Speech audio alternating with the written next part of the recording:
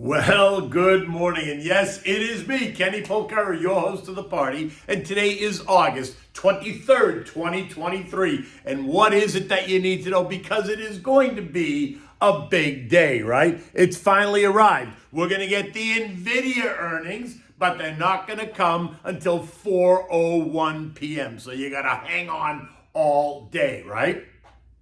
Bets are big. Bets are big in both directions, right? With a bias to the upside. So the question is, do you really think that CEO Jensen Huang is going to come out on stage and disappoint? I mean, just think about that for 1 second. He's built up this whole day and then he's going to disappoint? I don't think so. German economy, it falls deeper into the black hole. The dollar's up, oil is down, and gold is holding steady. Now, the first GOP debate is tonight. Donnie is set to disrupt it by not showing up, but maybe that's a good thing. And what do we have for dinner tonight? We're going to have the Parmegiana Crusted Halibut. Easy to make and so good. Okay, so listen, the countdown continues and investors remain confused. Stocks, they rally hard, then they sell off as the exhaustion sets in, right? The Dow yesterday lost 175 points or 0.5%. The S&P's lost 12 points or 0.3. The NASDAQ was up 8 points or just under 0.1%. The Russell was down 5 points or down 0.3, and the transports lost 114 points or down 0.7%. Now look, just to put it on the table, front and center, today is all about one thing. And it isn't Jay Powell, and it isn't even Donald Trump, and it's not even the GOP debate tonight. All eyes are on NVIDIA, period, full stop. Now, NVIDIA is the current star of the AI revolution, right? The one that is solely responsible for the AI surge and the one that has taken the market higher. And yesterday it was all over the place as investors anxiously await the results tonight. Results that are going to test the will of Wall Street traders and investors as the algos ripped it up 2.5% or 11 points on the opening, but then tore it down, falling 6% or 25 points by the closing bell.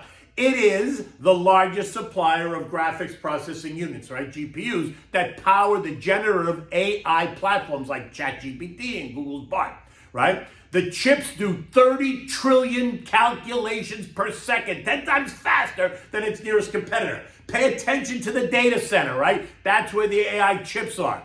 Ask the question, will it continue to show strength in the momentum?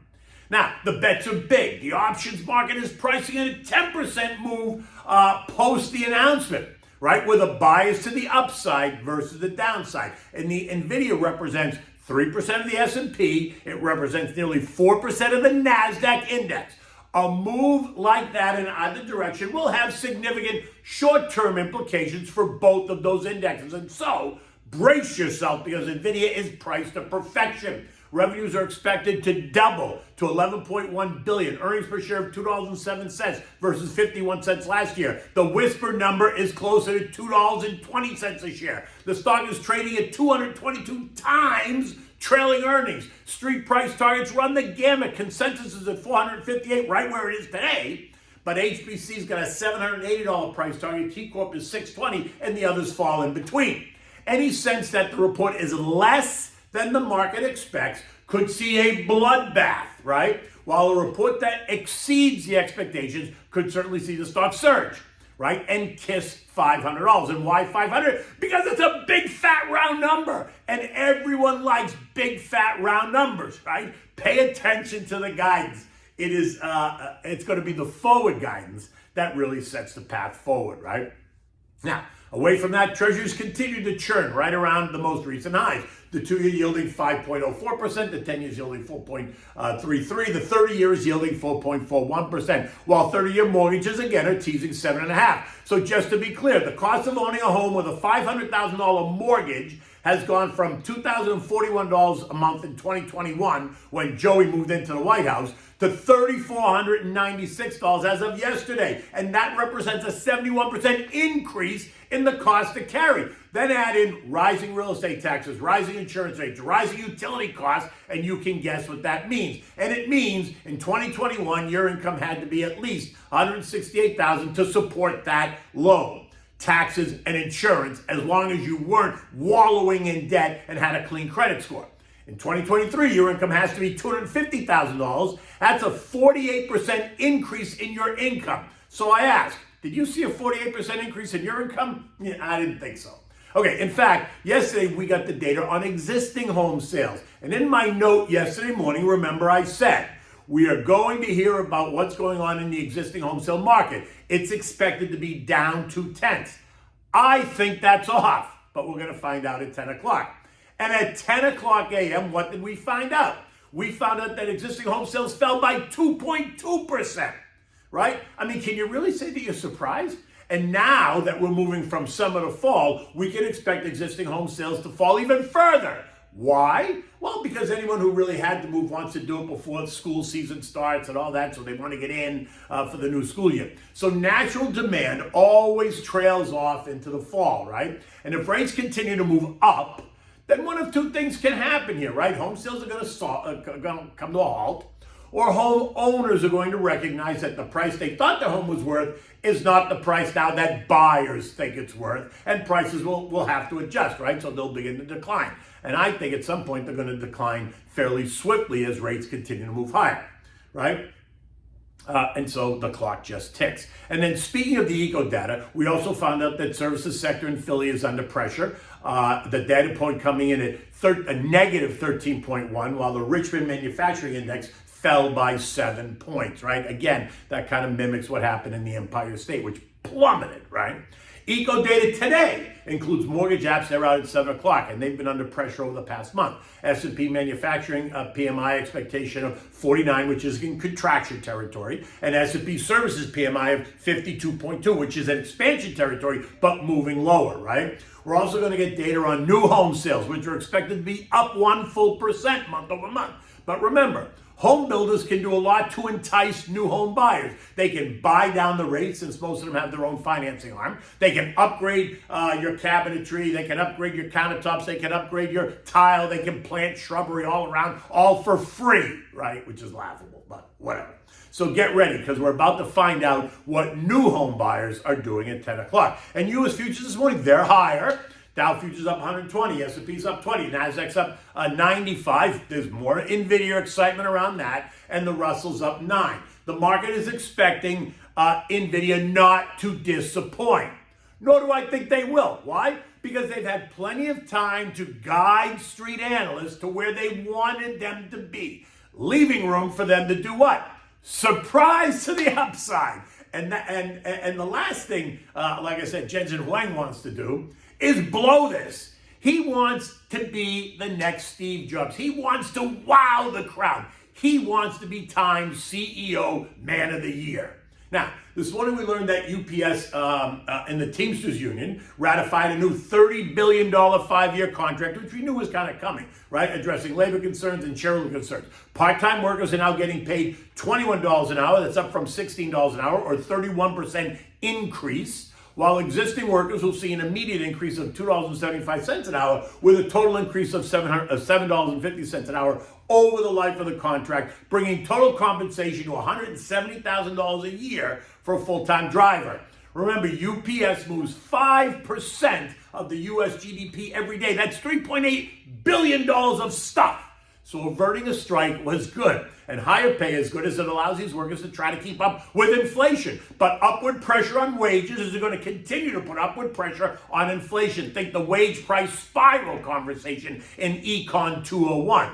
When a company is forced to pay more, or when they pay more, then they have to charge more. And then who pays for that? Bingo. Okay. Oil got slapped yesterday, right? Falling 50 cents to end the day at 79.64. And this morning it's lower again, down another 80 cents at 78.86 or so, right? What story did they resuscitate to drive oil down? Come on, you know, it's the higher rate for longer, which is assumed to break the economy in order for that argument to make any sense. It's also the slowing Chinese economy that's going to kill demand from the world's largest importer of crude oil. Now, neither of these arguments is new, but when they need to create some angst, the analysts resuscitate the same old stuff. Never mind that the global energy demand is on the rise, and forward projections continue to climb, right? OPEC has increasing projections going into 24, right? But when they need to make oil rise, they're going to resuscitate that part of the conversation. Now, the news goes on to say that the oil markets are anxiously awaiting comments by the leading central bankers at Jackson Hole, right, to include the Fed, the ECB, the Bank of England, the Bank of Japan, the Reserve Bank of Australia, the Bank of Canada, and the list goes on and on and on. In the end, 70 countries are represented, and they all will share their diverse perspectives and experiences. And while it sounds logical, the fact is we all know rates will continue to rise around the world. The idea that Jackson Hole is going to produce a new idea is almost laughable.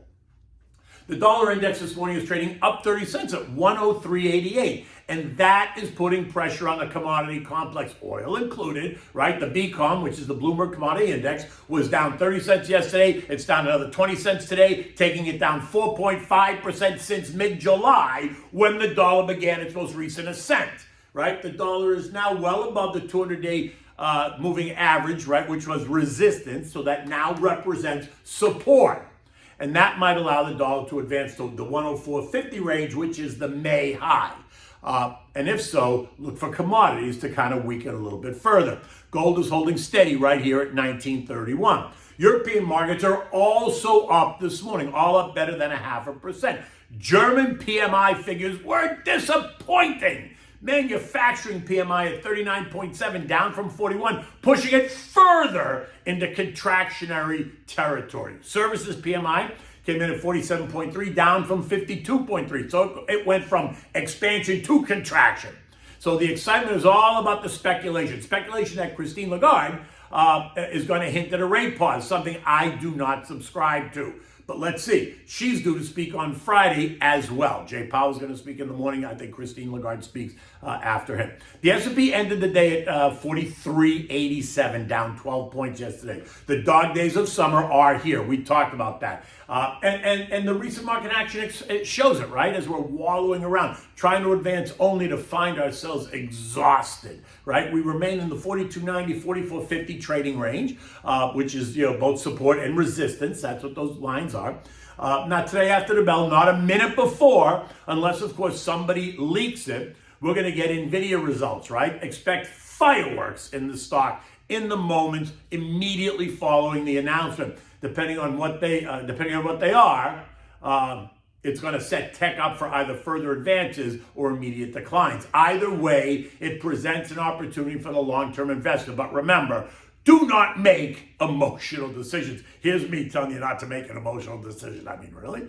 Anyway, the first GOP debate, now separate from business, we'll get into the politics because you have to. The first GOP debate takes place tonight at 9 p.m., right? As noted, Donnie is refusing to participate, but he's going to be online with Tucker Carlson on Twitter in this pre-recorded interview. So expect to hear all kinds of commentary tomorrow about how Donnie disrupted the process, which he thinks is a positive, all while he sets to turn himself into the Georgia authorities tomorrow morning. Once again, doing what? Stealing the limelight and putting the spotlight directly on him. It's exhausting. And my sense is that the country is growing very weary of all of it on both sides. But like kids in the playground, we're all going to stand around and watch, right? As it continues to unfold across the global stage, making us, in my opinion, the laughingstock of the developed world. But that's a whole different story. Again, get comfortable with being uncomfortable. There's no reason to have to do anything on any day, but there's always a reason to do something if the opportunity presents itself. Remember, I told you, reach out and discuss it with your financial advisor. Reach out and discuss it with me. I'm always happy to engage. And I think it's important for people to remain engaged, especially if they're feeling anxious around this time. Okay, so we're having for dinner. We're having the Parmegiana crusted halibut. It's delicious. It's simple to make. You could probably do this with other white fish, but I had it with the halibut. Okay, so for this you need 4 pieces of skinless halibut. You need about a half a cup of fresh grated Parmegiana cheese, a half a stick of butter, 3 tablespoons of mayo. You need chopped scallions. You need fresh lemon juice, and you need salt and pepper. You want to preheat your oven to bake 400 degrees. You want to rinse the halibuts, pat them dry, season them with salt and pepper on both sides. Place the fillets on a greased baking sheet and put it in the oven and bake it for 5 to 8 minutes. Now, depending on the thickness. If it's really thick, then you got to go a little bit longer. And if it's thinner, then a little bit less. Now, while this is happening, make the dressing. Mix everything else that I listed in the bowl. After the 5 to 8 minutes, take the halibut out of the oven. Now turn the oven to broil. Put the halibut on top of the stove, dress the halibut with the mixture, spreading it nicely and generously over the top of the piece. Then return it to the oven, but put it in the middle rack and broil it until the topping is bubbly and lightly browned, right? Not burnt, just golden brown. It should be, I don't know, 2 or 3 more minutes, maybe 4 minutes max. Just keep your eyes on it, right? And again, it depends on the thickness, so because you don't want a piece of raw fish in the middle, so you got to kind of use your head. In any event, it's a great dish, and I would have Pinot Grigio or something Margarita on the side to drink with that dish if you're going to have a wine. If you're not going to have wine, anything else works. Okay, look, it's a nice day here in Florida today. It's a little bit kind of sticky this morning, or it was. But I can tell you that the weather is beginning to change, although there are 4 or 5 storms that are building off the coast of the Atlantic, so it's yet to be seen whether we're going to get slammed. At the moment, we are not, but we all know how that can change at any moment. Until tomorrow, take good care.